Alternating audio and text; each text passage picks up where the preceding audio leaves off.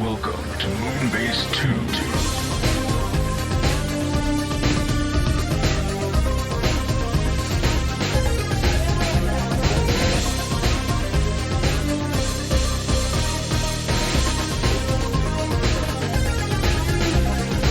Hello, everybody, and welcome to the Moonbase 2 podcast. My name's Andy, Corporate Commander TFW, and this week I am joined by the ghost inhabited man who was once known as Mikey G. Wolfie 2 or 3. Hello, Mikey.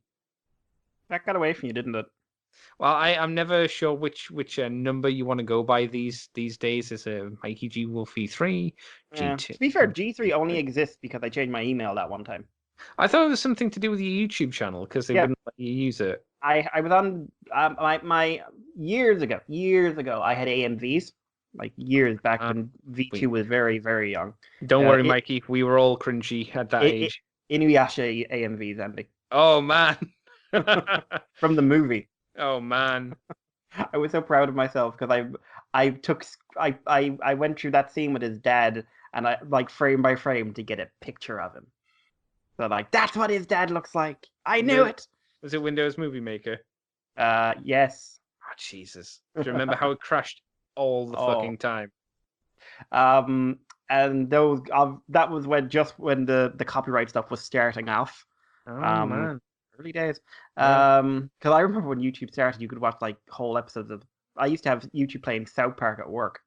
Yeah, I mean the quality on them was just pretty bad. Yeah, Pretty because bad, it was but the early aughts internet. yeah, exactly. But you like you say, you could watch. There was a lot of stuff online. You could even watch movies on YouTube as well, for the most part. But up until relatively recently, you could still probably find a lot of stuff. Probably. But they got copyright striked, and I had 2 strikes against me on the email address. Oh no. So I because it was an old account, so that's when I switched to V2. That's where the V2 comes from. Right. So I was on V2 for years, and then I was just like, oh, I'm not getting any of my emails. Back when I cared about YouTube email. So I then, I better just switch to my regular email, completely forgetting that was the email that had gotten banned. Right. So I switched over, went to log in, and like, your account is no longer accessible, which means I couldn't go in and change anything back. Oh no. So I had to create V3. Damn. Which was right in the middle of that. That weird year, I would say, where there were these constant impersonator YouTubers showing up, impersonating the mildly well-known in the UK fandom toy reviewers and evangelists. Yeah. I remember that. And being real assholes about it. And I had to do a video saying like, it's me! I'm not a fake! I just fucked up! Because like Simon had one, and I remember they used to like there was constant trying to this was the thing. I remember like I think Matt had one as well, if I remember. I think it was the same one. Yeah. And I like there was like another evangelist for a while who really didn't like him. Mm-hmm. Oh yeah. Like to a point where just like, what did Chris do to you? What? Who did he hurt in your family? Like, did he run away with your girlfriend or your sister or your mother? I mean, I don't know. Yeah. I mean, I feel like Chris would be more like, did Milk Daddy do it back in the day? Because I can believe that. I forgot about Milk Daddy. Yeah, it's been so long since Chris did a Milk Daddy video. Well, they were all part of something with his friend Jacob, wouldn't they? That's right, yeah. His friend had them taken down, or took them down rather, because they were on his channel, which is a shame because Milk Daddy was glorious. That's right. Milk Daddy basically evolved into Omega Supreme, though. He did. Though, I would highly recommend sending TFW. If you don't know about the Milk Daddy, send Chris a message over, to the WTF at TFW podcast and ask about Milk Daddy, so you can reminisce and go, oh man, that's so cringy. I want to forget about it. And ask him why they asked about having to drink your milk. Oh man, the young days of YouTube, Mikey. What a time. Yep. What a time. How you doing though this week? You doing good? You doing fine? Oh, I'm all right. How are you? I can't complain. I have not been diseased, so one could argue it's been a slightly better week for me than it has been for you. You decided that disease was a way of life. It wasn't really disease. It was like, oh no, this food wasn't cooked. I mean, it is a disease. No, it's not. Yeah, it is. No, it's not. It's exactly the same. No, it's not. That's It's okay. 1000% more accurate than what you're thinking of. No, it's not. Especially you're the kind of person that alcoholism is a disease. No, it's not. Alcoholism is a state of mind or a dependency, and dependencies aren't the same as diseases. They're a real problem, but they're not the same as diseases. Yes, but here we are this week to talk about Transformers this week. Shockingly, there's not a huge amount of news.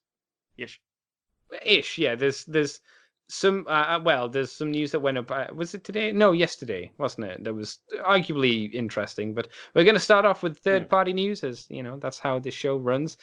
Going back in time, we're going to talk about Lemon Tree, the LT-01. Now we've talked about the LT-03, which is their Shockwave. If you remember that. And me and Mikey said a few times, like, hey, where's 1 and 2? Have they shown us 1 and 2? Well, here's number 1. And 2, I'm guessing, will be shown, if it hasn't already been shown, will be shown at some point in the future. So what's this one? This is the Lemon Prime. Lemon Prime. God bless. What was what's the Shockwave ship called again? It's Lemon something, Revenge. isn't it? Revenge. No, that's the ship. What's the actual toy called? I don't know. Yeah, I'm sure it's Lemon something. So I hope they continue the naming convention. Everything is a lemon. All are lemons. Yes, all must be lemon. Lemontron can be Megatron. So yeah, what is this this Optimus Prime? What is Lemon Prime? It's the Bumblebee movie Optimus Prime. Hooray! Yeah, it's kind of interesting to me that this seems to be a pretty direct translation in the same, what seems to be the same line as the Shockwave. In what sense do you mean by that? Well, the Shockwave is a G1 character done into a very different alt mode. This is a movie character done into a very movie alt mode. Yeah, I could see that. Yeah, I'm not sure how well from the CG renders, because that's all we have to kind of work on at the moment. That have been colored again in CG. How it doesn't look super movie accurate. It looks simplified. It definitely looks simplified. Yeah, because we've seen enough of these movie-styled Bumblebee movie Optimus Primes recently, and this seems like like you say, a slightly simplified version, which I think is more to its credit. Because I mean that's just my aesthetic. There's less just bits everywhere. There's certainly toned down his like abdomen, stomachy kind of region where there were like loads of pipes and stuff. And it just looks a bit tidier and a bit neater. He's got his Ion Blaster. I'm gonna throw a crazy prediction, Mikey. Gonna say probably turns into a truck of some description. I know. I'm just gonna say it though, because I think it might happen. Mikey, it's another Optimus Prime. It's another Bumblebee one. Yeah. Wow, these are becoming the Dinobots, aren't they? Yeah, who knew? Who knew this was gonna be the hill? Another hill. This is going to be the hill where everyone rushed to. Yeah. Like you said, it's a bit more simplified. I'm interested in some of the jointing. It clearly has double jointed elbows. Yeah. And it also has an ab crunch for the groin thrusting. Because they've got it in a very Japanese pose. It's not like Reveltech Japanese pose, though. It's not like the groin is in your face kind of pose. This is the groin is politely letting you know it's there. Yeah. It's the classy. Yeah, it's like classy invitation. The Black Russian of groins. Oh, okay, yeah. The Blackadder reference for all you kids. Oh man. And if you don't get that reference, you have no class. But yeah, it's also very hard to say anything else because hey, it's a render of a design we've seen 1,000 times of everyone trying to do the same thing, and it's really getting to the stage where, without getting deep into the engineering, there's very little to talk about yet. Agreed, yeah. The only thing else to mention is it's going to be 15 centimeters tall in its robot mode. No info on a trailer, but always pray for no trailer, unless you need them absolutely and unconditionally, I suppose. But, you know our feelings on trailers, at least for Prime.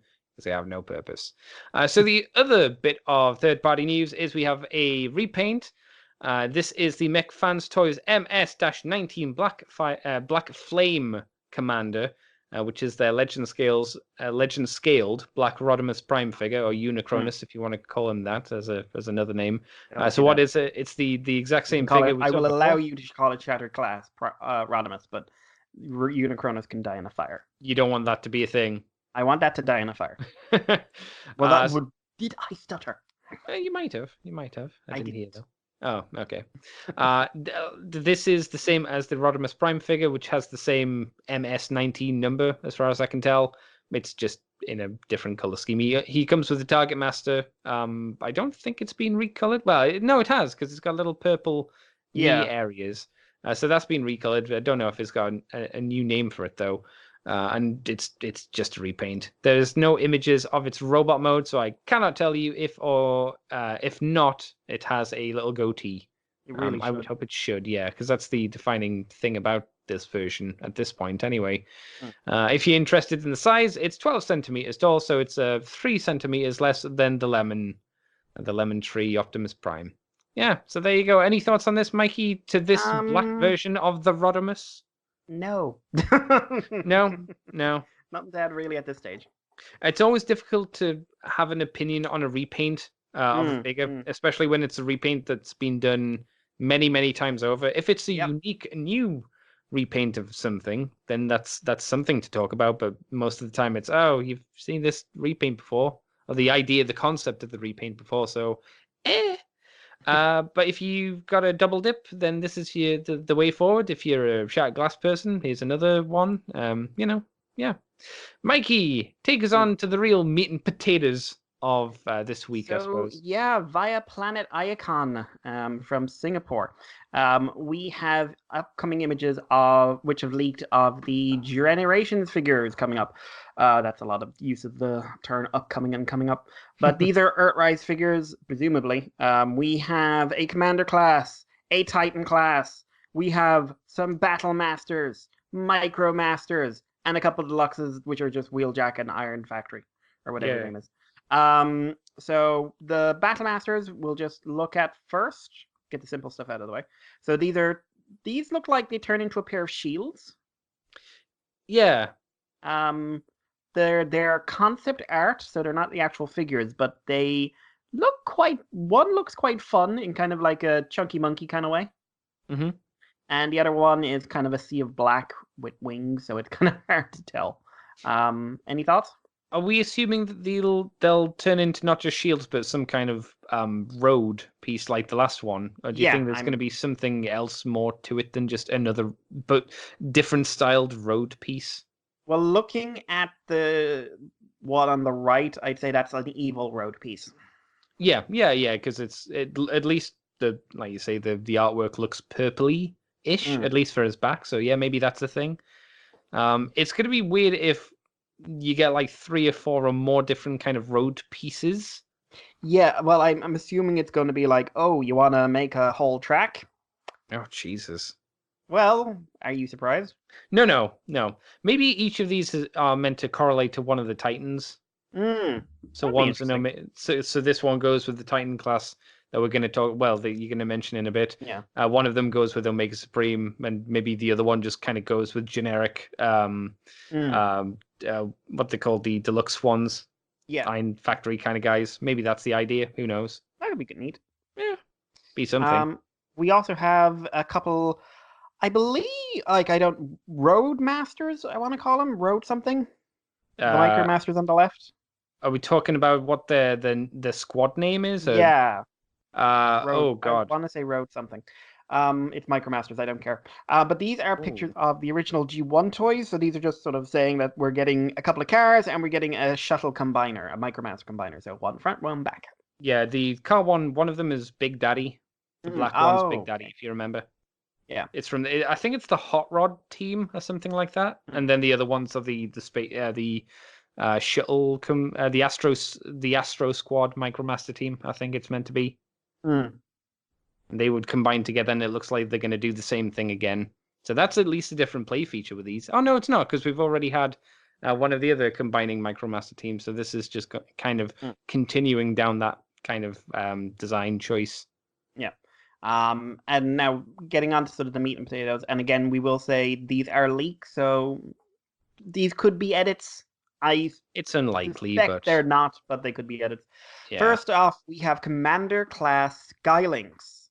Now, this toy we had confirmed was coming. This is not the toy I was expecting. Is Commander Leader?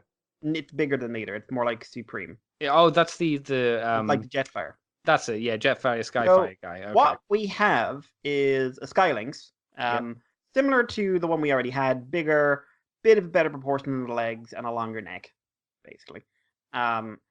In his vehicle mode, he's a space shuttle carrying what appears to be a small town with legs sticking out the back. Yeah, the Lynx is a little bigger than usual.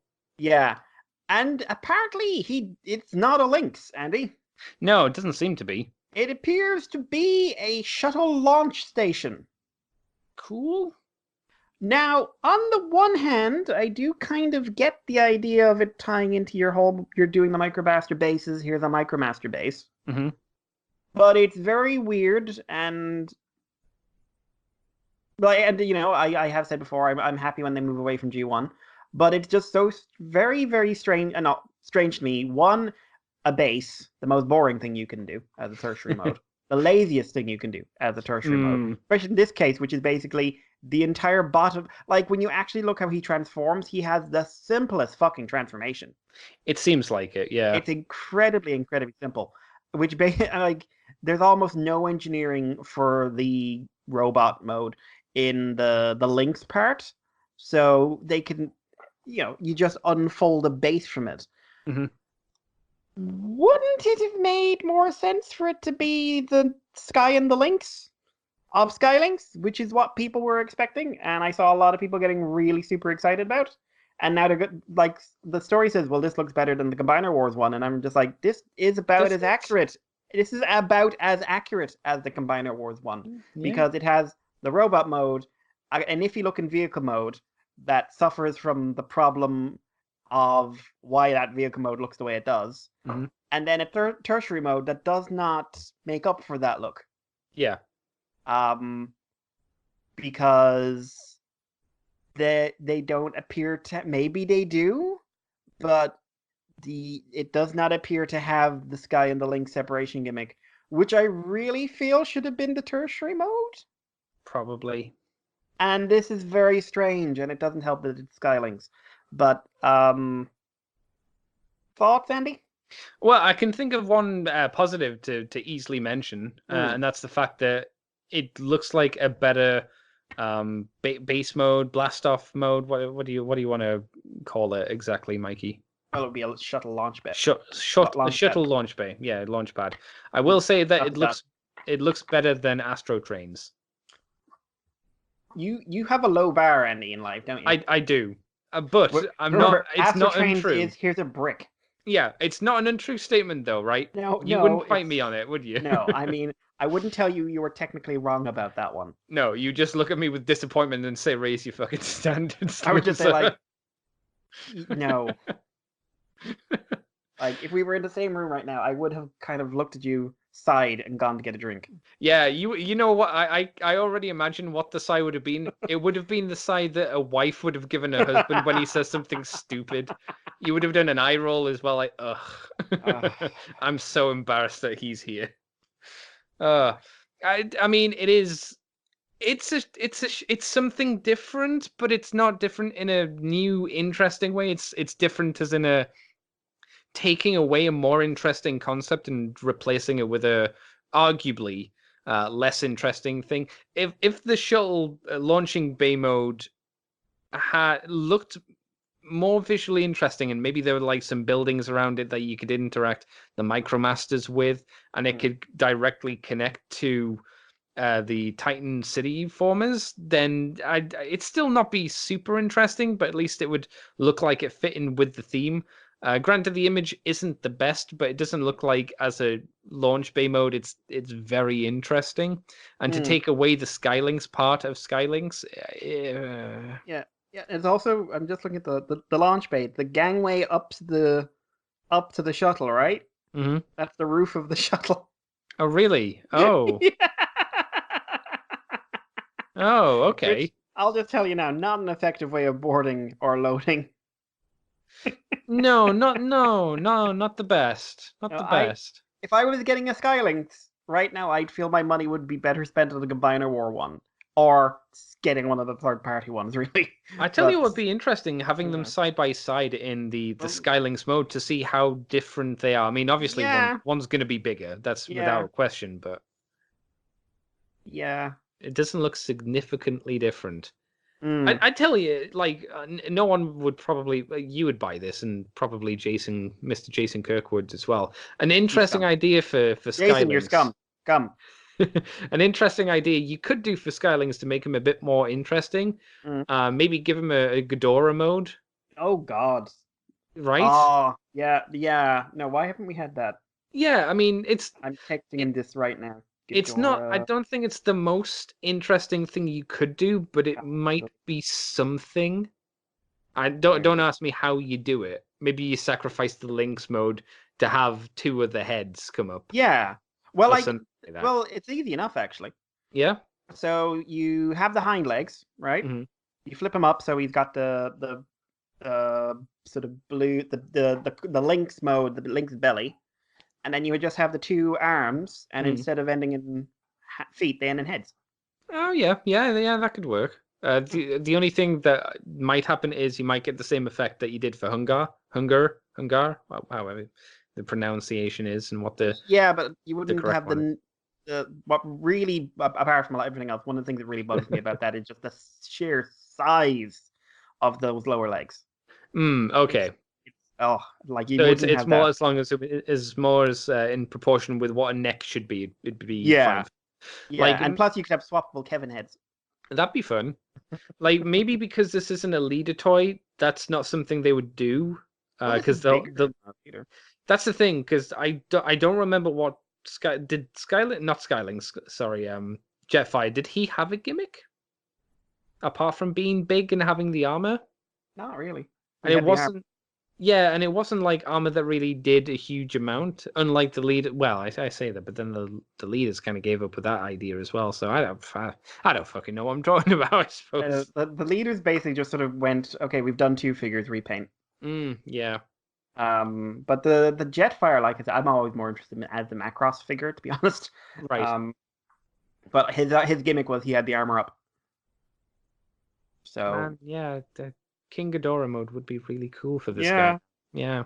because like I mean, it's not the best at SARS, but at least you can see what they were doing with it. So I mean, if you just take that thinking and run with it. Yeah. Well, why not? It'd be something a bit different as well, Hmm. which you could appreciate. And like, imagine the utter horror of this space shuttle carrying this big bulky thing that turned into King Ghidorah. Yeah, exactly. Yeah, Like- freak you out. Like, you'd be just like, what's that? Why is it carrying that? You're already bemused. And then, like, that pops out of it. And they're just like, this is the worst thing man has ever dreamed. Yeah, screaming, "Oh no, it's a space dragon," and then going, "Oh no, it's a space dragon with 3 heads." Yeah. Yeah. Anyway, Mikey, what's the next? I told Jason he'll love this, and he's to give you credit. Oh, And he says, never, you don't deserve it. he's not wrong. He's not wrong. But this was my idea. And I'll fucking claw that gratitude from his cold, dead hands. God damn it. Like a little sweetie. Mikey, what's the last figure that was announced? Well, not announced because we already bloody knew it was coming, but what's the last figure that they showed off? He said something nice in turn. Okay. Did I? I don't remember saying something nice in turn. Heart, smiley face. All right. I need you clearly to translate my conversations for Tinder and stuff like that, Mikey. You put up is it a zucchini? And the tear splashes, and you just do that 3 times each. Is that the that's the trick to Tinder? If you're a woman, you don't put up the zucchini. Oh, okay. Especially if you're a gay woman. Maybe you do. If you're a gay woman, definitely don't put up the zucchini. We'll send the wrong message. Okay. And she will not go on a date with you. Oh, damn. Okay. I don't speak from experience, but I have sat down and had conversations with gay women who speak from experience. Huh. There you go. So- There's a Mikey lesson, life lesson from Mikey. Helping everyone. The last figure is the already sort of revealed Titan class Scorponok. So Mm. we get some low-res images. The alt mode looks very G1 accurate to the point of having a disappointingly tiny tail. Yeah. I was kind of hoping for something a bit like I was almost hoping for something along Energon Scorponok lines. It was just like, okay, he can't Mm. stab you with it, but he can shoot you with it. Because that's it. By the way, good toy. Yeah. I have the Dark Scorponok somewhere in the house. That sounds Um, really fucking sinister. yeah, from Cybertron, which was a real good repaint. Yeah, it was. Yeah. Real good, real love. I really do love that toy. Um, but ideally it would be a proper like big stinging scorpion tail or something like that. Mhm. But something a bit more impressive than that. And I would say that about the original toy as well. He's got a pretty well proportioned robot mode, and Yes. it looks like, and I may be cursing myself here, but it looked like, unlike every other Scorponok, bar Pandanus, and including the Sentinel version, the big giant Sentinel thing, he has elbows that work normally. Oh, He sounds like can you're he jinxing can it though. he can lift the claw laterally without having to be inverted commas palm up. Oh, really? Because from the terrible low-res images I'm looking Okay. at, I assumed he was gorilla-handed. I Oh, gorilla-jointed. If you look at the interface between the claw and the green, Mm. you see that little bit of purple there, especially in the right one. Barely. Barely. Yeah. That says to me hinge. Hopefully. I really hope so. Because if it's gorilla arm for a Titan class figure Oof. after all this time, like I thought Oof. when Sentinel did it, I was just like, really? Yeah. And then they said, we give him a wrist swivel. Yeah, but why? You didn't Yeah. need to. Yeah. It's Scorponok. You just need him to be able to bend his fucking arms. Mhm. But yeah, he looks like a very well proportioned robot. The base mode is Ugh. I like Trypticon's base mode, and I think Trypticon's pulled it off the best. Mhm. I think the Metroplex figures are behind on that. I think Scorponok is well behind on that because it just looks like he's having some sort of back to the existential crisis, and he's just lying down on the ground with his legs kicked up, going, ah. See, I like the concept of Scorponok's base mode, and I think the G1 toy technically pulled it off better, mainly because it had, the orange Yeah. bits that you added to it to just give it a bit more flair. Like it had repair arms and it had some satellites and some other like antenna that you could just kind of pop on it just to give it a bit more of a bassy feel. This looks like a G1 toy that has lost all of its accessories. And it doesn't look like, the parts at the top of the tower were chromed for back in the day. I'd be surprised if they're chromed now. So it lacks a lot of oomph to it in a lot of ways, I would say. Also, that's a very big Zarek. Yeah, like I know he's meant to turn into the head. He can't turn into the head.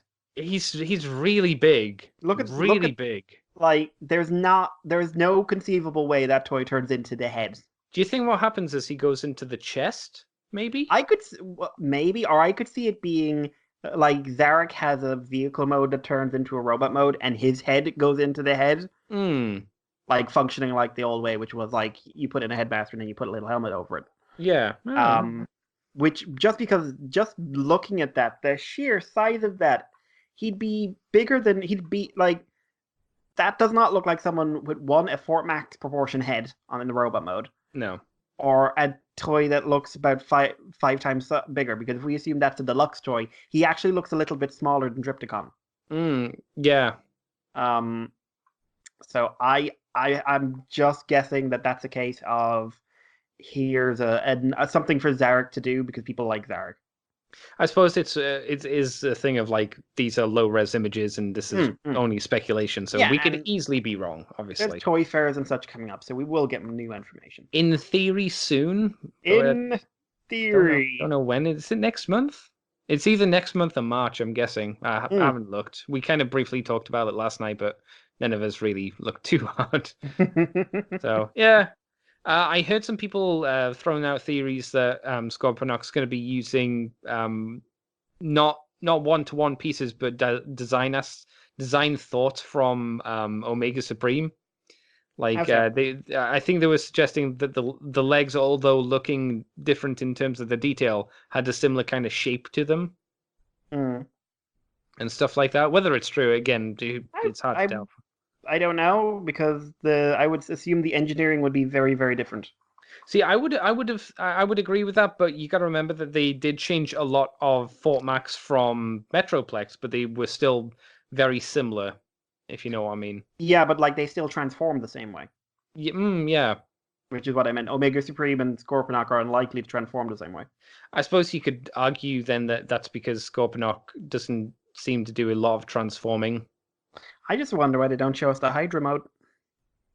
Oh, Mikey, you think they really build that in? Andy, how do I put this?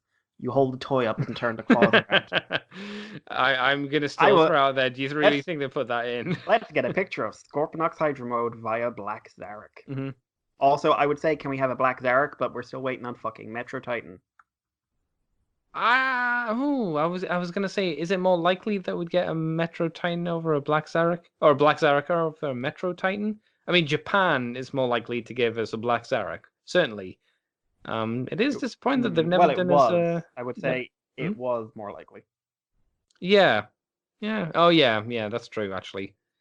Something that the images don't show in robot mode. We don't see his shield, and we don't see his big gun either, or anything else. So I suppose that's something we'll see further down the line, like you say, Mikey. Hopefully at the next Toy Fair. Anything else then on these? I'm just contributing. Here we go.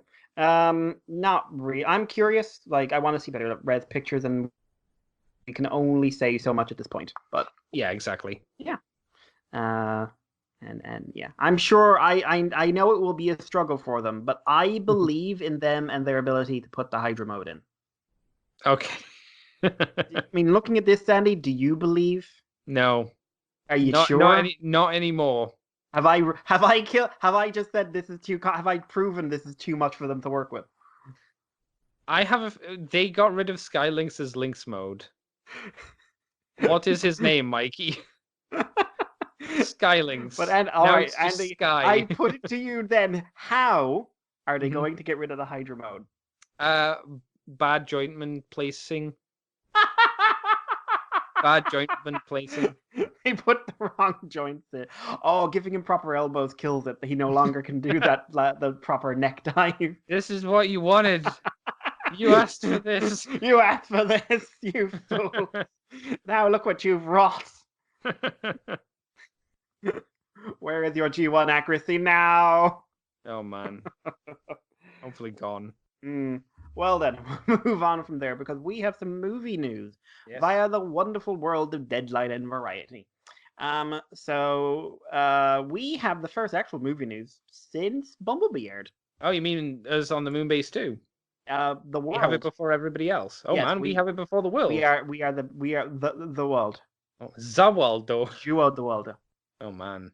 Like, to be fair, if we have it before Geo the world, that's because he's sitting in a corner, contemplating suicide. As he do. Because that show was not kind to him. No. No, it wasn't. Decent Sentai. Would actually say give it a try, even if you're not into a lot of Sentais these days. So, according to Variety, we have writers announced for 2 separate films. These projects are being produced simultaneously. They don't have directors or cast yet. Always important, I feel. Yeah. But the writers have been brought in, and presumably outlines are laid out. According to the Deadline, these movies will be the sequel to Transformers Bumblebee, which immediately leads to a little disappointment because it sounds to me like the creative team of Bumblebee won't be involved. So now we're back to all bets are off. Yeah. And the other movie, which everyone is freaking the fuck out about, will apparently, and this is slightly rumor milly, so of course, but will apparently be the Beasties. Beast Wars. Beasties. Yeah. Canada. Canada. I thought I heard you. Did you just mumble Canada under your breath there? Yeah. Beasties. I thought you did. In Canada. Yeah, okay. It's a thing. But yeah, don't ask me why. But yeah, so Andy, before we talk about who the revealed writers are, there are many years of penmanship and such. Beast Wars movie, like Bumblebee movie sequel, not a surprise. Beast Wars movie. Kinda not a surprise, but slightly is, because we've been talking about it for years, that the nostalgia for Beast Wars should have hit by now. And maybe this is how they get that ball rolling. Like if the Beast Wars movie does shit, they'll be like, well, clearly no one gives a fuck about Beast Wars. This is a guess though, but maybe it's a really expensive way to try and test the waters, also just not do something, G1 related. Maybe. Do you think this could be a road to a cinematic universe? Oh Christ! Which I hope they not. do- I'm they do fucking sick of constantly- cinematic universes. They do constantly want to start. Every movie company seems to want to start it. They have not learned to just say no to Just do the movies and do universe. crossovers like they used to. It's Yeah, fine. exactly. I'm curious, obviously, like a Beast Wars thing. I mean, I have a weird image of basically the Lion King, except halfway through terrible scenes of no one emoting, but we're supposed to give a shit. Like Scar erupts into Megatron. Oh man. Okay. Yeah, so I'm assuming it would be fairly realistic. But Probably, yeah. I mean, it could work if they. The thing they'd have to do with this time is like like with Pikachu, and I still think this is like I still haven't seen Pikachu. I actually heard it's not too bad a movie. It's okay. I'll probably check it out at some point. But the thing for me is just like you really have to get to learn to deal with the body horror, because I've seen enough clips to know I haven't learned to deal with the body horror of some of those Pokemon designs and photorealism. Yeah, it's not. They're not designs made to work. I suppose with Beast Wars, you wouldn't have to worry about that because we've seen that stuff with the line. Well, and then they have like animal bits hanging off of them. Yeah, that might be a bit weird. What if Cheetor has the gut gun? I think they'd. Would they redesign? They might redesign it. They might not. Like, would they go for like partially furry robot modes? Yeah, that's a good point. I think they would. Because they want to make it look real. Yeah, so how would they pull that off? How do you pull that off without making it look like someone sliced a lion or a gorilla into 4 parts? Well, I mean, Cheetor has a literal cheetah head on his tummy. And oh God, I didn't think about that. Yeah. The kibble. What if they went for kibble accuracy? Megatron's just got a Jurassic Park Tyrannosaurus on the end of his arm. They might redesign them completely, though. See, we might. Well, I say we might not have to worry about that, but like who like Megatron? Megatron is, I don't know, a gecko. Oh man. Yeah, but I saw someone in the comments going on about how, if they did it, they want it to be scaled, and I'm just like, why? Hang on, do they mean like Megatron the T-Rex scaled, or like the size like they wise? want the beast mode to be accurately scaled, including the rat. Okay, right. Then that's stupid because Rat Trap would be ridiculously tiny and would not be able to interact with characters the same way. Yeah, Tarantulas would be a lot less threatening. Yeah, because the fact he was giant was the reason why he was so scary. Yeah, because he was trying to eat deer and people. Also, there was a big discussion going on at least TFW. I think I saw it a few other places. Of can they just do a trilogy leading into Code of Hero? And I feel you're asking a lot. And I feel I would want Code of Hero not to be adapted because I don't want to see a bad version of Code of Hero. Because that's a very good episode. And a combination of a very good arc. But anyway, the writers. The first one announced, and these writers are not assigned to anything. It is James Vanderbilt. Andy, have you ever heard of James Vanderbilt? I don't think so. I bet you've seen some stuff he's done, though. Have I? What's he done? Yes. Now, what I say is with the preface that when I saw the writer of Bumblebee and her previous work, I was concerned. Okay. But her previous work was mostly unknown horror movie that didn't do very well. Okay. So she never really had done anything like Bumblebee. James Vanderbilt has done. Now, he's worked as a producer on a lot of things. We won't include them. The Meg. Oh, no. Independence Day Resurgence. Oh, no. The Amazing Spider-Man 1 and 2. Oh, no. White House Down. Oh, Jesus. And several low-key action movies. Hang on. Was White House Down the better version of Olympus Has Fallen, or was it the other way around? think it was the other way around.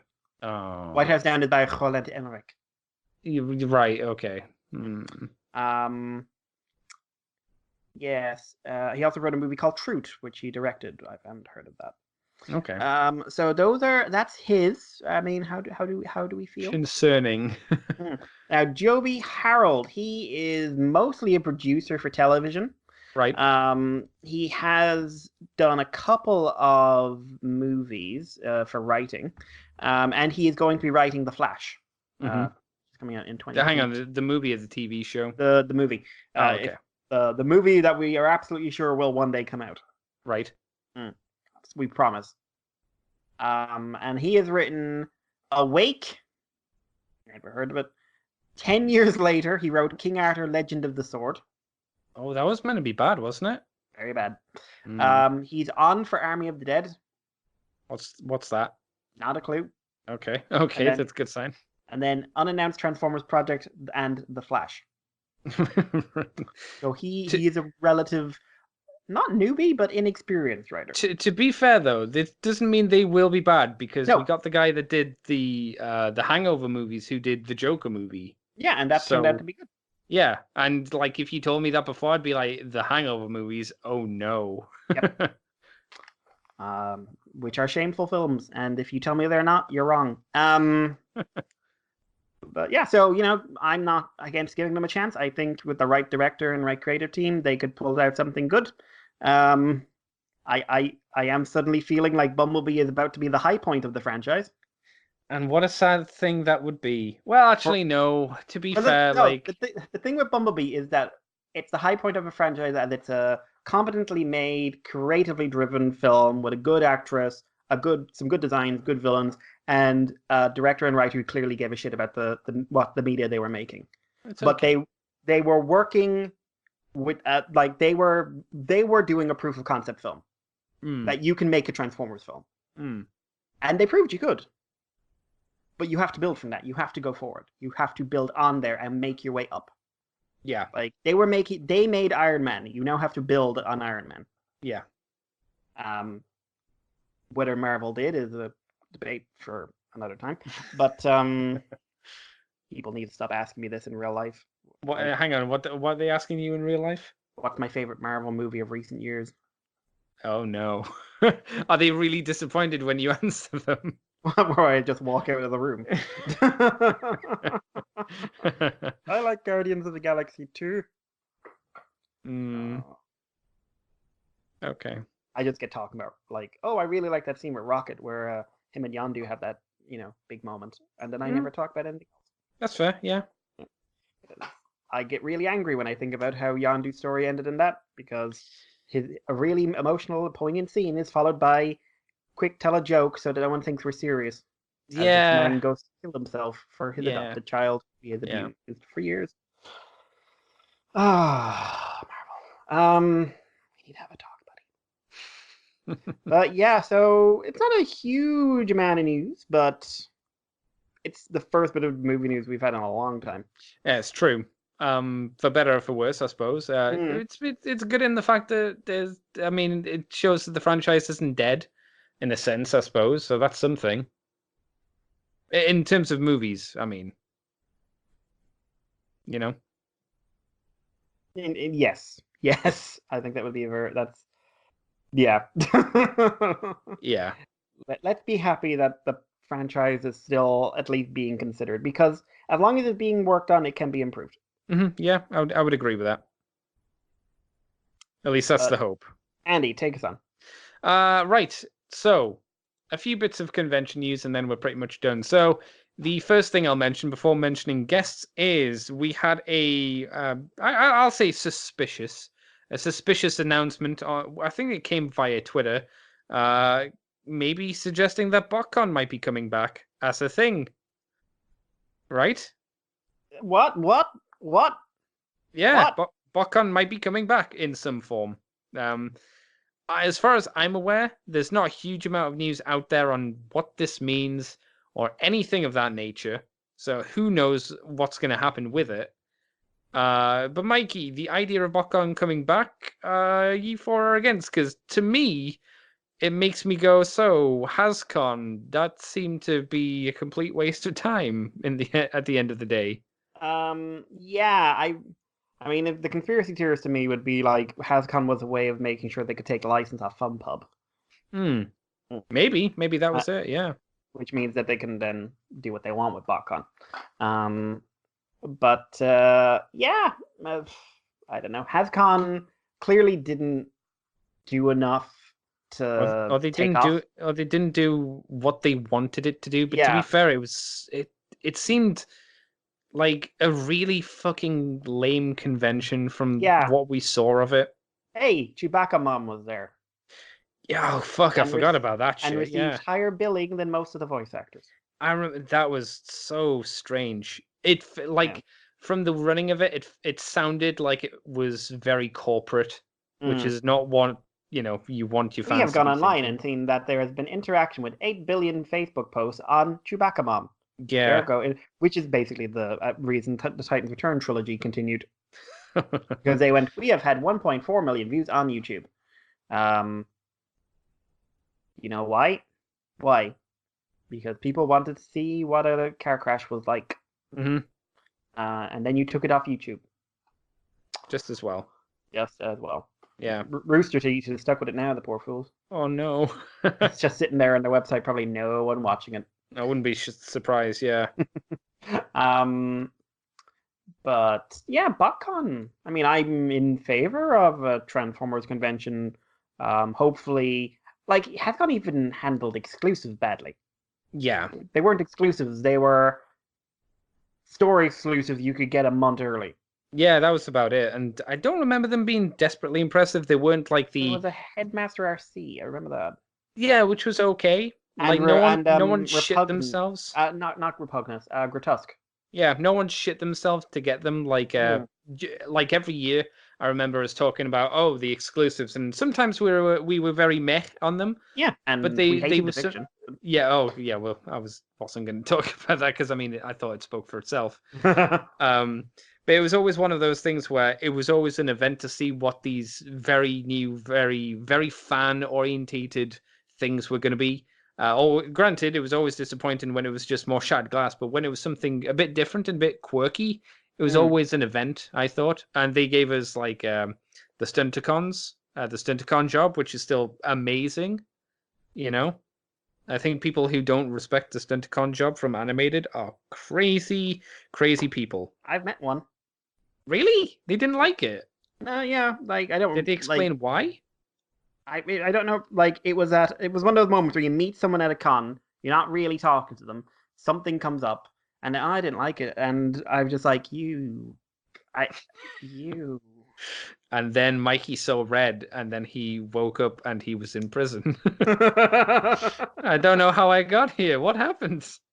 All I remember is he was complaining about some toys. Toys? Which ones? Stunt or something? That sounds fucking stupid. You. Kill Bill music comes on. Mikey woke up in a high security prison. What happened? Oh no, it happened again. It's like Fight Club. Someone talk about Fight Club.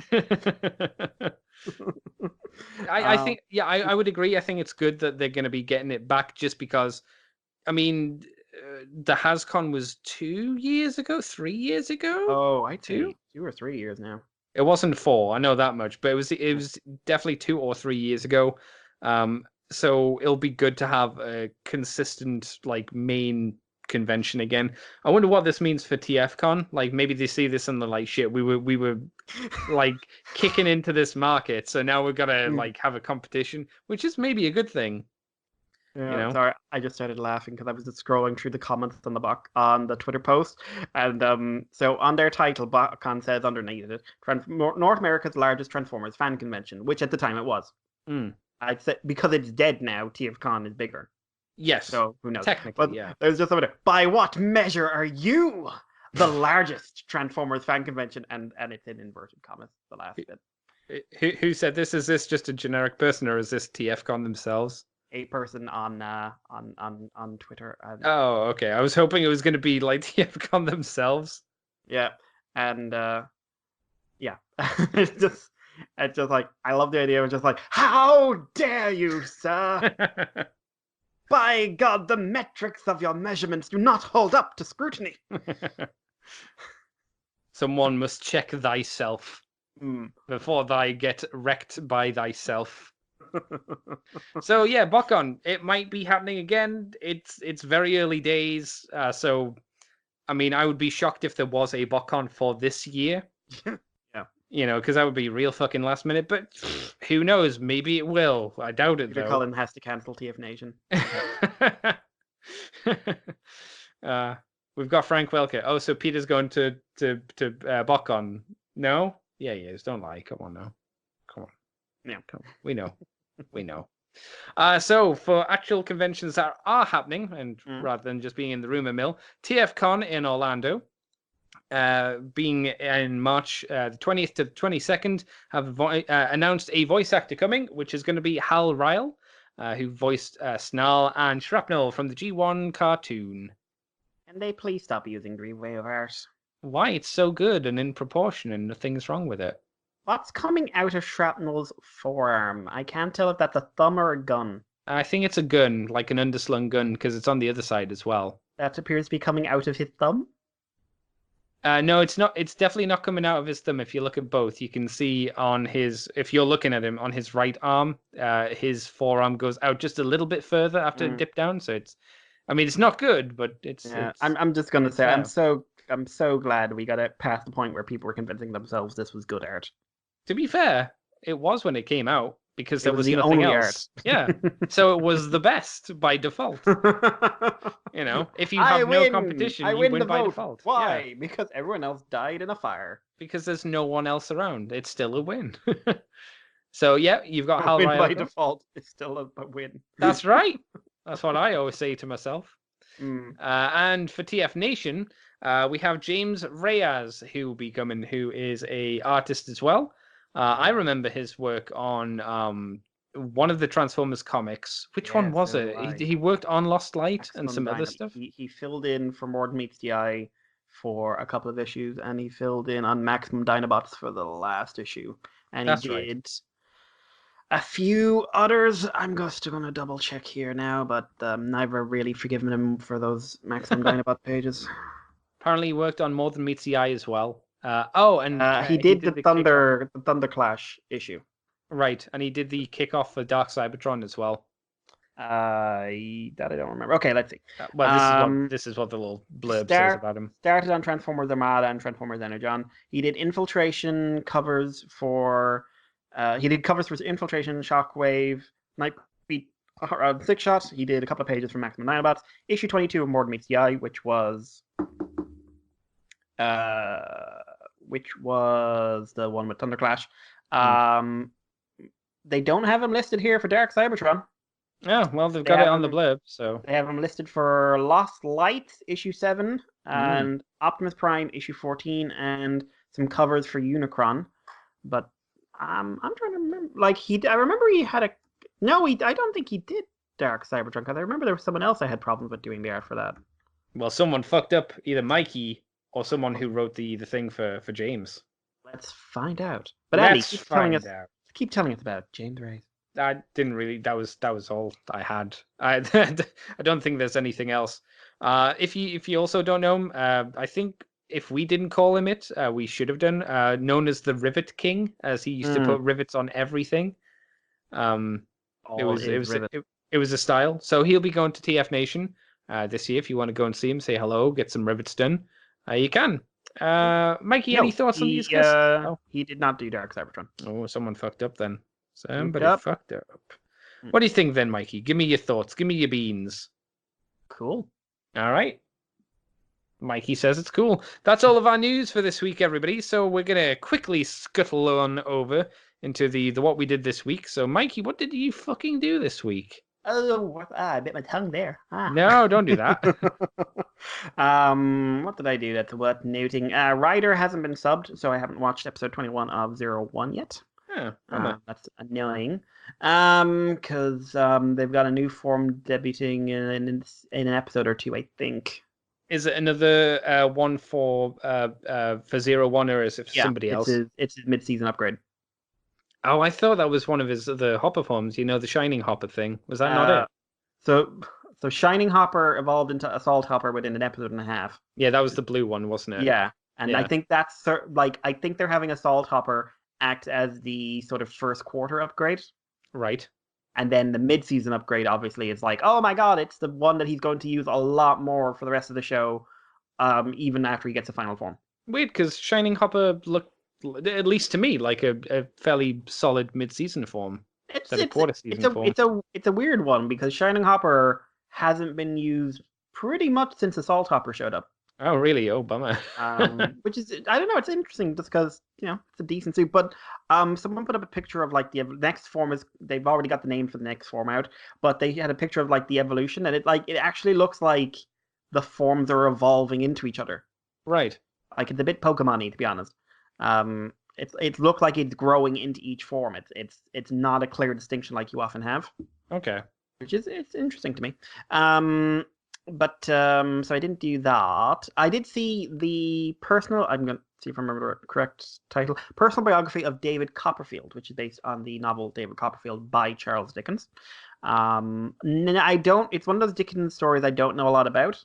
So I don't know how accurate it was. Basic premise is a young boy, David. He's born to a well-off but not crazy rich mother who ends up marrying a complete asshole who ships him off to a bottle factory in London. He lives a very abusive life for a time, and it's him, his ups and downs of his life as he's trying to sort of find out what he's doing, why he's doing it, and how he's doing it. And the quirky characters he meets along the way. It's got a pretty good cast. It's a decent movie, in all honesty. It's mostly lighthearted. It has some dramatic scenes, and those dramatic scenes work because they don't undermine them with bad jokes halfway through. But some like Tilda Swinton's in it, and she's quite good. And it's weird to see. It's a strange thing to say, and it's just weird to see Tilda Swinton in a very traditionally female role. Okay. Because Tilda Swinton is almost universally seen as an actress who is hired for either non-gender specific roles or female roles where the female character is quite atypical, or I've never really seen her in a you are playing a Victorian woman style role, but this is her in it, and she carries it off quite well. She's also playing a fairly atypical Victorian woman, if that helps. But I love Tilda Swinton. I think she's a great actress.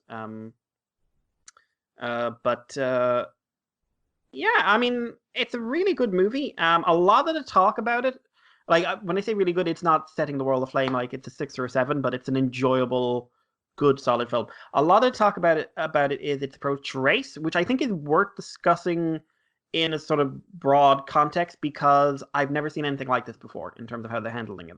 Oh, so it has a very diverse cast. Like I don't know enough actor names to save my life, so I can't start naming people beyond Benedict Wong is in it and the kid from Slumdog Millionaire, who I'm sure really wishes he could be known as anything else. But has he done much? Going like, oh, and he was in the next best Marigold Hotel and played Zuko that one time. Oh, no. Do you want to know him as Zuko? It's not like No. I bet he doesn't want to be known as Zuko. No, Jesus. Where like, hey, we've got a Japanese baked culture. What are they all? Indian. Oh, what about the other cultures? None of them are what you expect. Yeah. Also, one is white. Yeah. Why? Why were there any white actors in that movie? I mean, that was just it was a bad film. But just beyond everything else, it was just. But there a bad shouldn't film. have been any white actors in that film. No. At all. No. And we'd have been better for it. I don't know if we'd be better for Yes, it. we would, because no, it would have still been people- a shitty script, Mikey. The people from the cold part of the Water Tribe would have looked like people from the Water Tribe. But it still would have been a shitty script, so it wouldn't have mattered. It wouldn't have changed. But we might have gotten better actors. No, you would have still had shitty script, so I wouldn't have saved it. A so good actor terrified of can't this. save a shitty script. True, I'm so terrified of this live action series they're doing.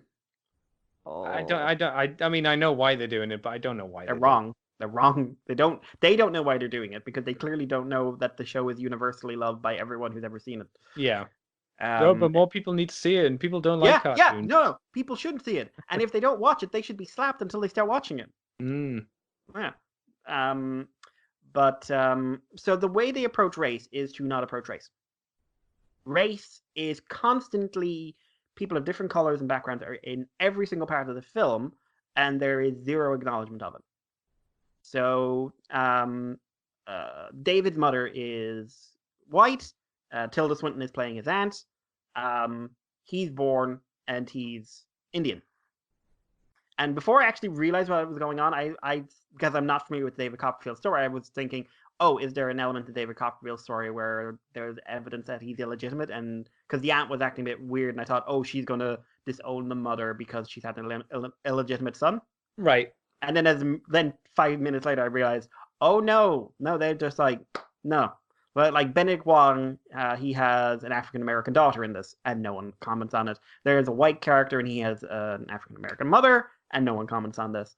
And I found it really interesting. I really liked it. I thought it was a really interesting approach to race because I kind of want to get to that point where everyone stops talking about it and we all just get on with our lives. That'd be nice. Because the ultimate goal of racial integration is for it to be incredibly normal to see all this and no one blinks. Mm-hmm. So I found this movie quite positive in that regard, in all honesty, because no one blinked. I suspect that the movie will probably get more traction by its detractors and supporters, larger in the fact it has a racial diversity. People either love it for it or hate it for it, and I feel like it just the framing of the movie, the message is normalize, move on with your life.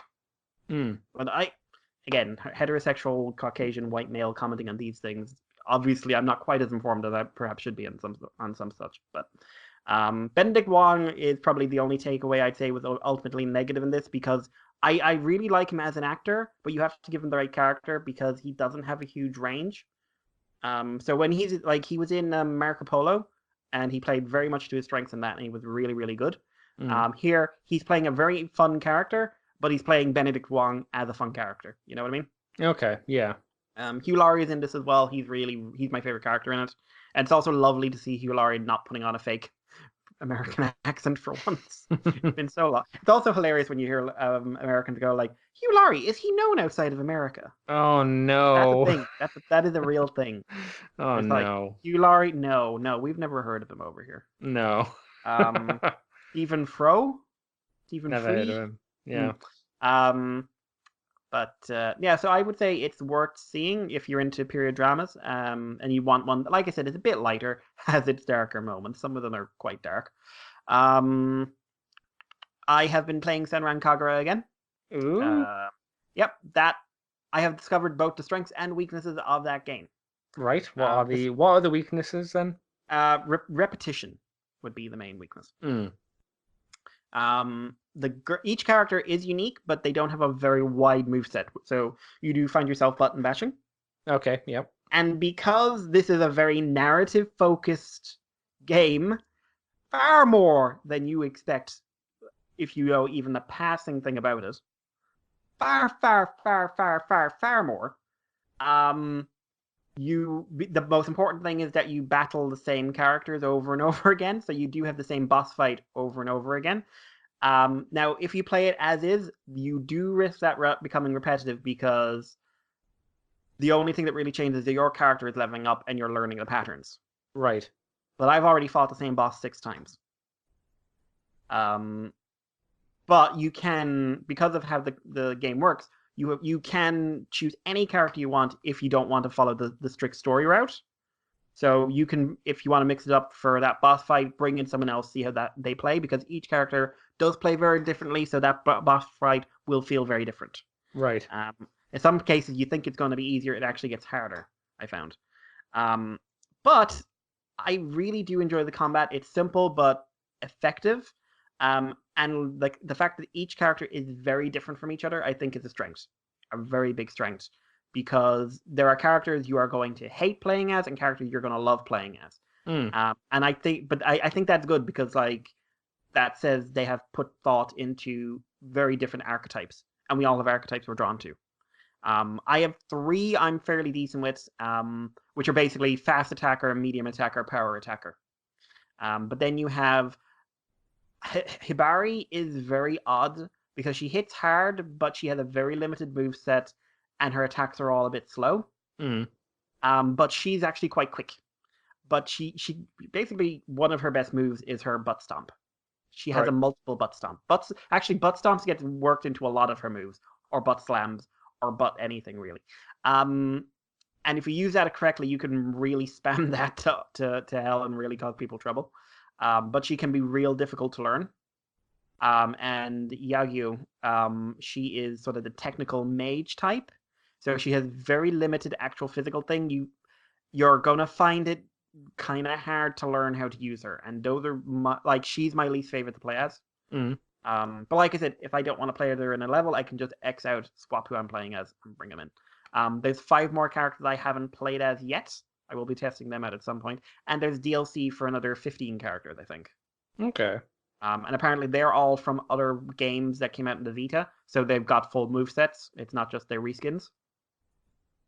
So I'm interested in that. The story is... Why is the story this strong?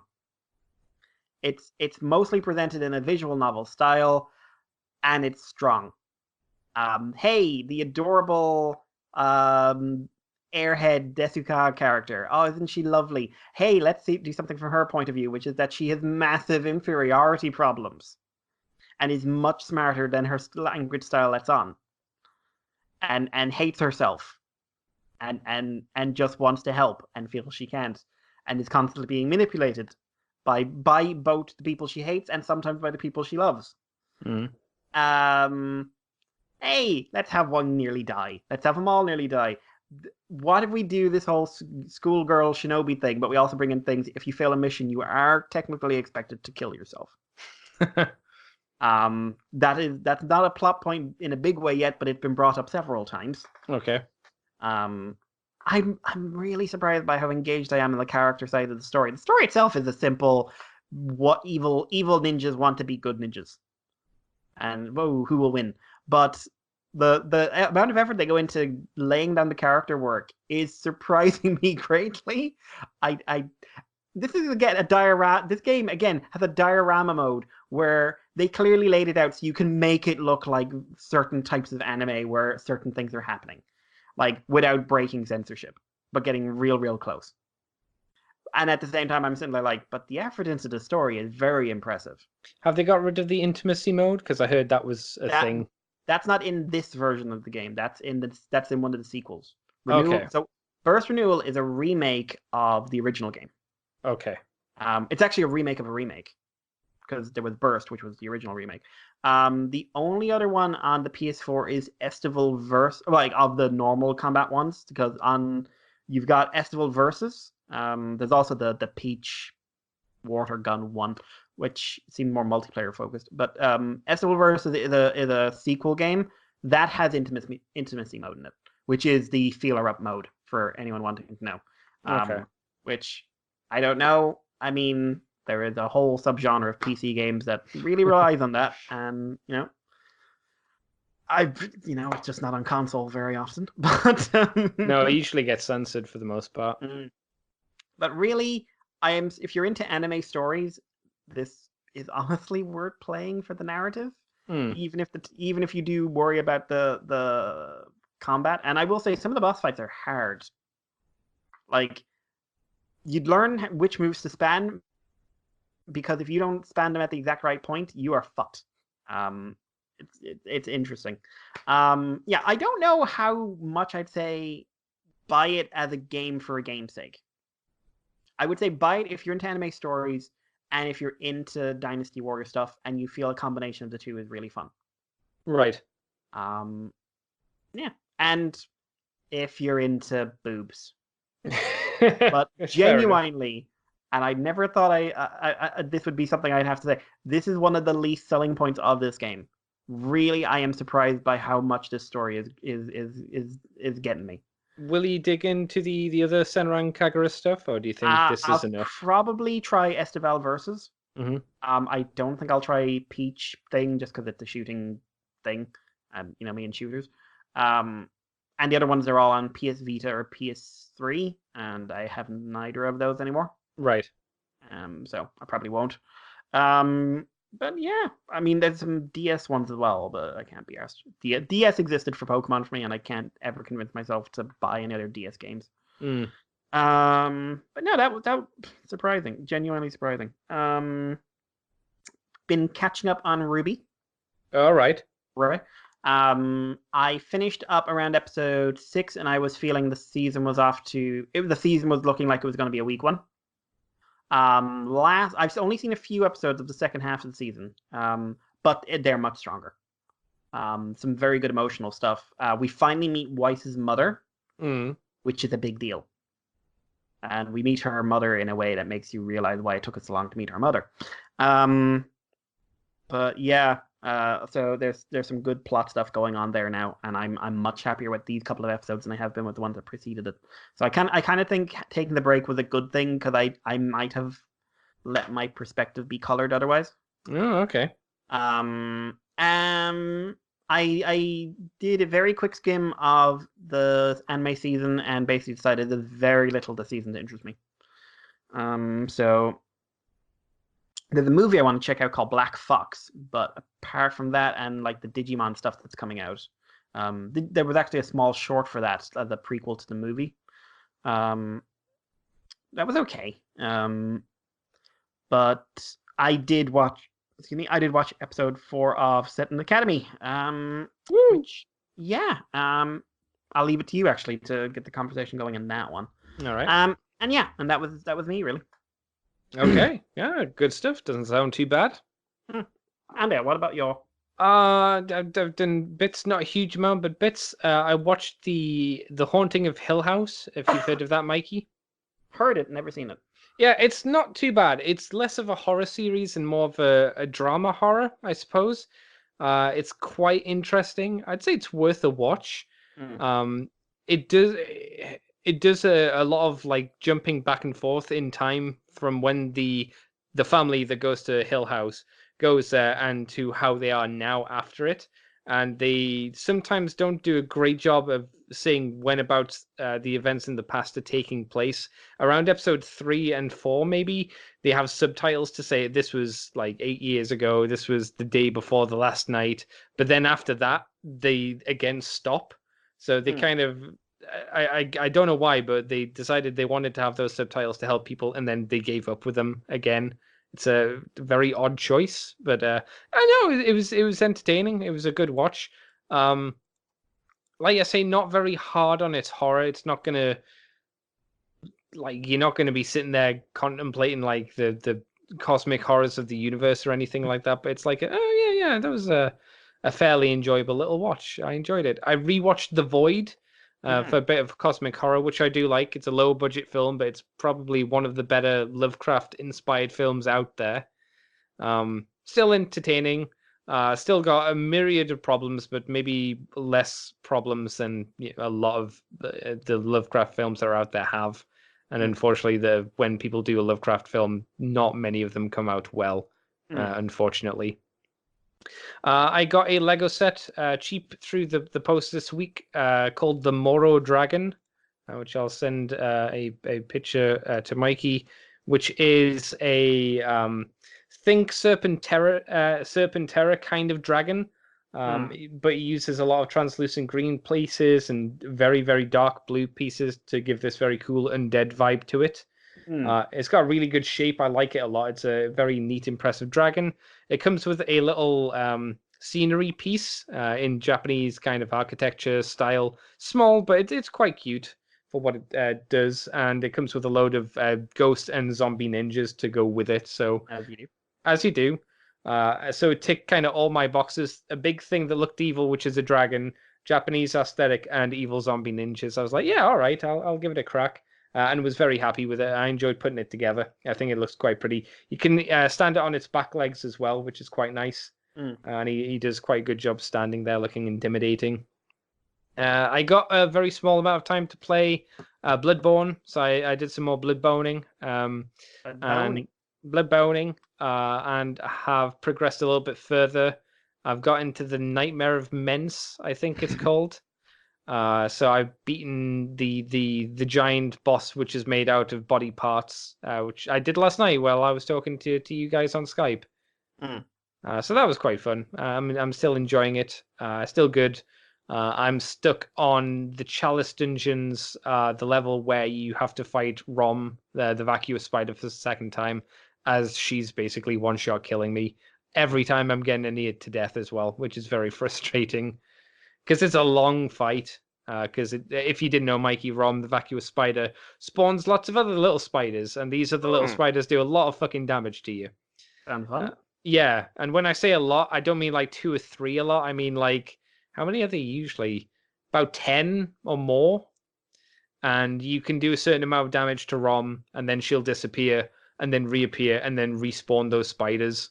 So if you haven't got rid of the previous 10 spiders, you'll then have 20 spiders to fight.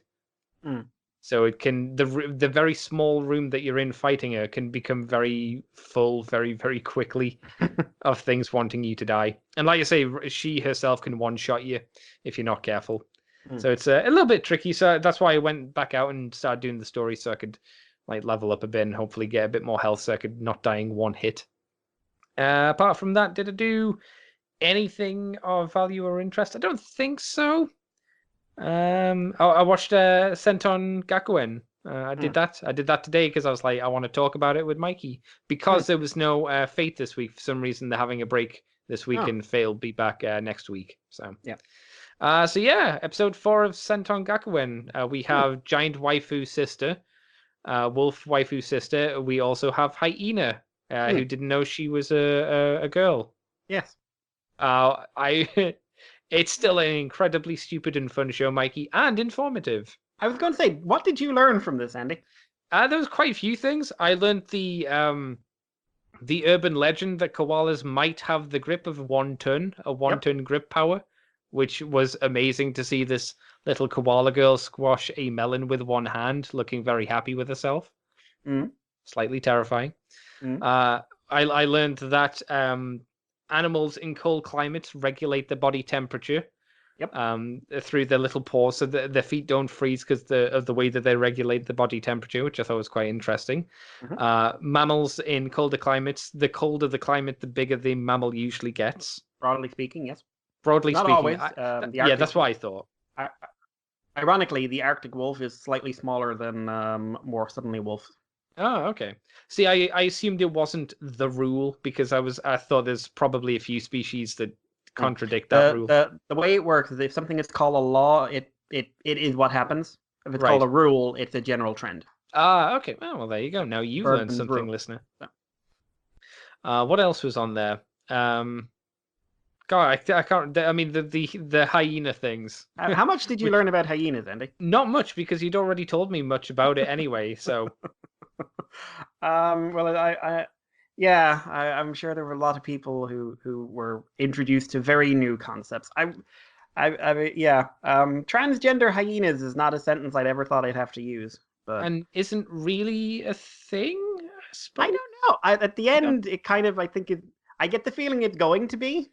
Yes, yeah, it feels like it's going to suggest that the hyena's gender identity will be a thing because basically, this female hyena has identified as a male their whole life. Not really sure why.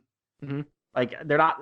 And what I mean is like it's not really explained if that's just how they always felt, or if like someone told them they were a boy and they're. Well, no, right. the suggestion of the anime seemed to be because of the genitalia of a female hyena looking very much like the genitalia of a male hyena, and functioning very much like the genitalia of a male hyena, and her not actually having a mother. She even said like she always bathed with the male hyenas and hadn't seen a female hyena before. So I'm guessing that's probably why. So she just associated, well, I must be a dude because I have this thing that looks like a dude's thing. And hated having a girl's face. Yes. Yeah, well, yeah, because she associated herself with being a boy, so. And because, for anyone who hasn't seen the show, there was a very strict gender divide in physical appearance.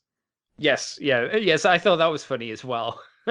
I thought it was all the really, really girly female hyenas, like, going like, yeah, oh my god, we love you! Yena-chan. Yeah. Coon, no, they were calling her Coon.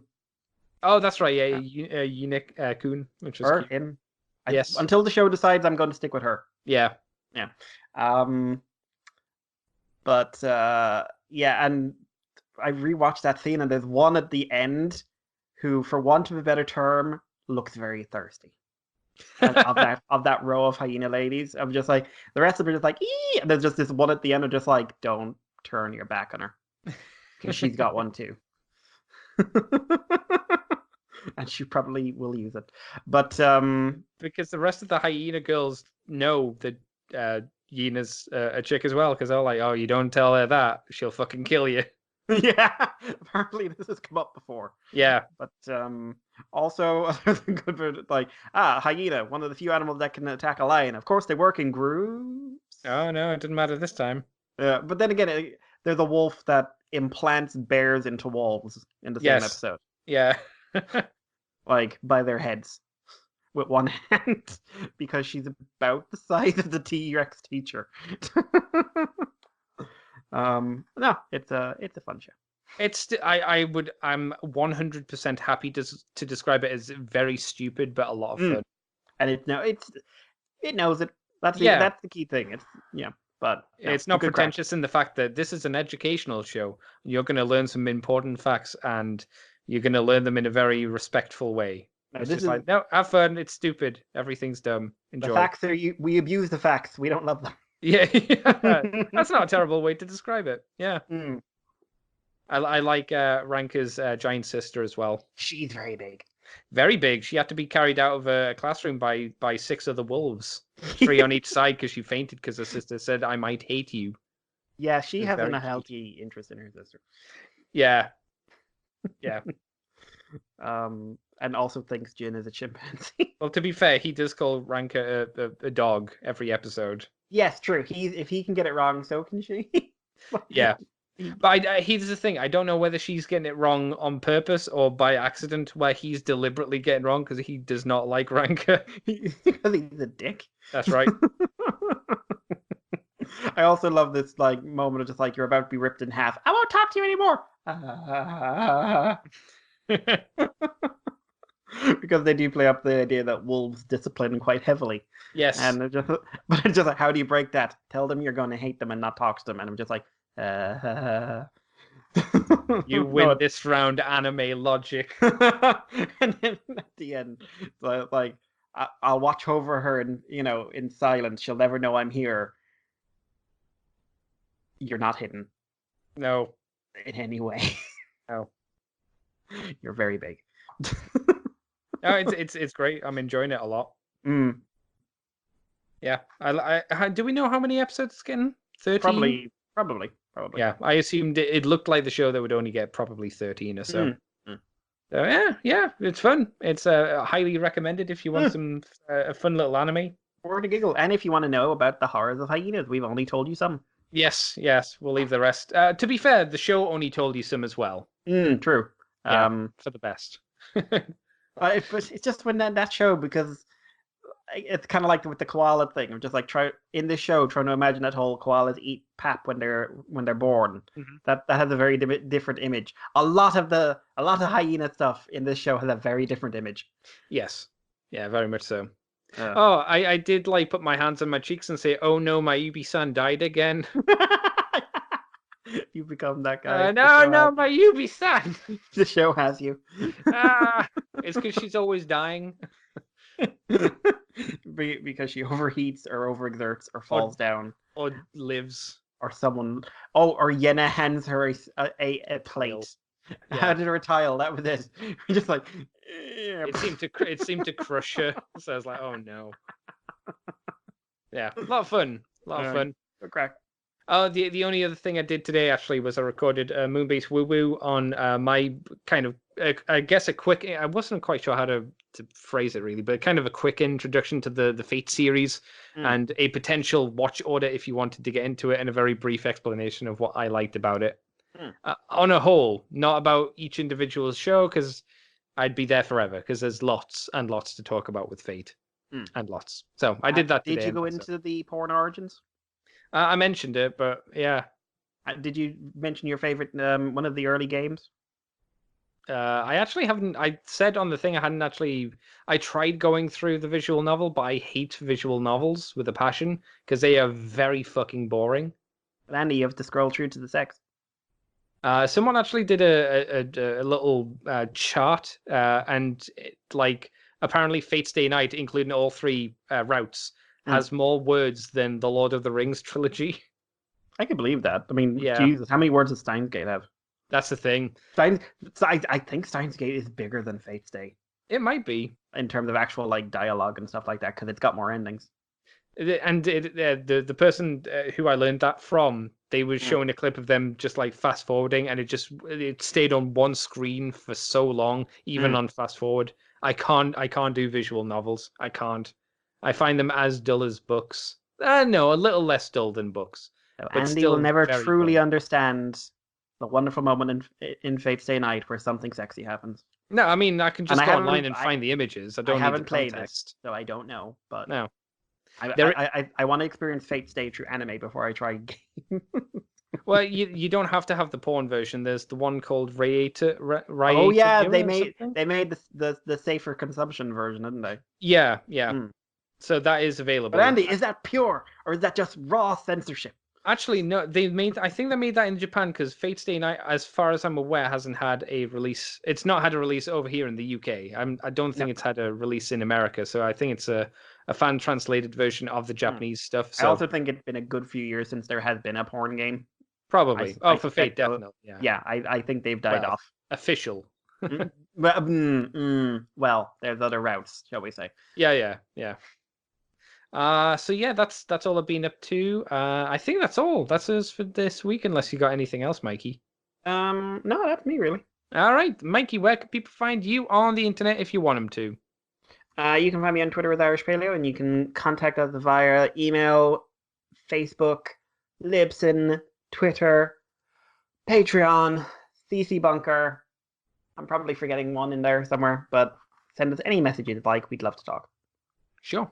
And You can find me on Twitter as CCTFW, on YouTube as Cobra Commander TFW. You can find this podcast on the Moonbase 2 forums, on Twitter, iTunes, Facebook, Libsyn, on YouTube as Moonbase 2 Transformers Podcast, specifically. You can also head over to the Moonbase Patreon page, which is patreon.com/Moonbase2. $2 each month gets you the Moonbase Woo Woo, where we talk about on Transformery things, and the extended version of From the Files of Teltran 2, where we talked about Ghostbusters this month. So that's that. And you can, like Mikey said, you could head over to the ccbunker.weebly.com if you want to get other stuff as well. Or that'll have things up if we're invited onto other shows as well. Yeah. Maybe one day we will be. Maybe one day. If people didn't hate us so much. There's not as many shows going on at the moment. Maybe that's the thing. I don't know. Anyway, Mikey, thank you for joining me this week. Be well, humans. And until next week, everybody, we will catch you laters.